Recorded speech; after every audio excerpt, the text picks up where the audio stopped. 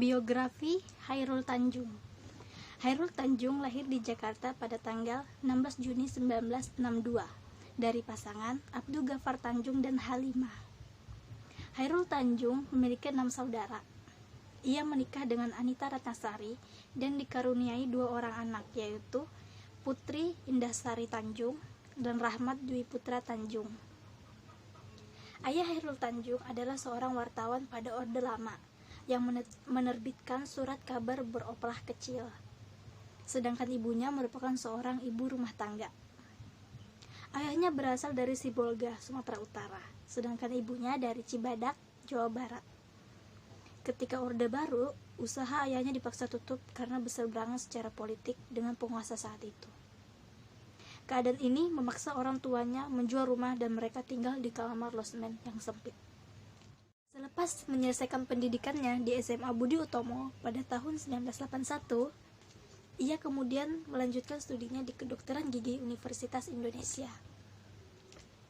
Pada usianya yang tergolong muda, yaitu 25 tahun, ia berhasil menamatkan pendidikannya pada tahun 1987. Ia juga mendapatkan penghargaan sebagai mahasiswa teladan tingkat nasional pada tahun 1984 sampai 1985. Ia sudah mengenal bisnis sejak di bangku kuliah. Ia berjualan buku, kuliah, stensilan, kaos, dan lain-lain. Ia juga membuka fotokopi di kampusnya. Chairul Tanjung juga pernah mendirikan sebuah toko peralatan kedokteran dan laboratorium. Namun usaha tersebut harus berhenti di tengah jalan karena bangkrut. Perlahan namun pasti, Chairul Tanjung mendirikan usaha dengan 3 rekannya yang diberi nama PT Pariarti Sindutama. Perusahaan ini memproduksi sepatu anak-anak untuk diekspor, dan pada awal dimulai perusahaan ini mendapatkan pesanan 160.000 pasang sepatu dari Italia. Namun karena adanya perbedaan visi misi, akhirnya Chairul Tanjung memilih berpisah dan mendirikan perusahaannya sendiri. Atas kepiawaiannya membangun jaringan dan sebagai pengusaha membuat bisnisnya semakin berkembang. Ia mengarahkan usahanya ke konglomerasi dan memposisikan dirinya ke 3 bisnis inti, yaitu keuangan, properti, dan multimedia. Kemudian ia menamakan perusahaan tersebut dengan Para Group.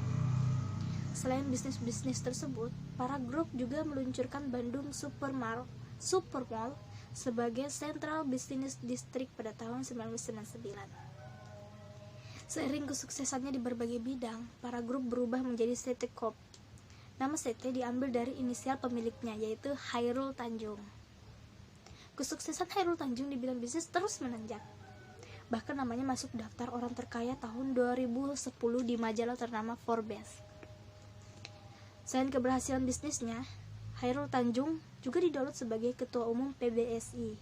Bahkan Presiden Susilo Bambang Yudhoyono memintanya sebagai Menko Perekonomian menggantikan Hatta Rajasa sejak 19 Mei 2014 hingga 27 Oktober 2014. Alasan mengapa saya menceritakan beliau karena sosok Chairul Tanjung merupakan motivator yang luar biasa.